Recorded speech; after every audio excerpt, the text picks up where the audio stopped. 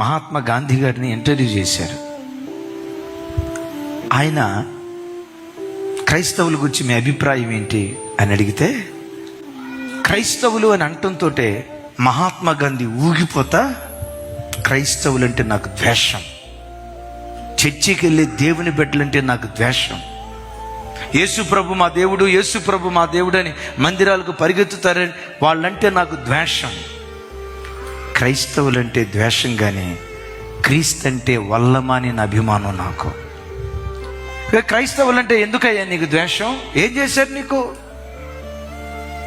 మందిరాలకు వెళ్తారు, వాక్యం వింటారు, కానీ వాక్యం విన్నట్లుగా బ్రతకరు సార్, వాక్యం విన్నట్లుగా బ్రతకరు.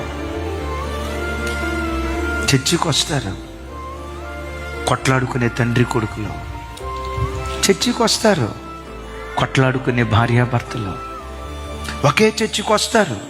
అన్నంటే తమ్ముడికి పడదు, తమ్ముడంటే అన్నకు పడదు, ఆడపడుచంటే వదినకు పడదు, వదినంటే ఆడపడుచుకు పడదు. ఒకే చర్చికి వస్తారు. అత్తంటే కోడలకు పడదు, కోడలంటే అత్తకు పడదు.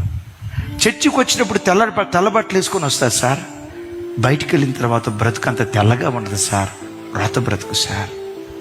నాకే గనక నికార్సైన క్రైస్తవులను ఎంతో నికార్సైన క్రైస్తవులను కొంతమందిని ఇస్తే భారతదేశాన్ని కాదు ప్రపంచాన్నే 150 సార్లు నేను మారుస్తా అన్నాడట.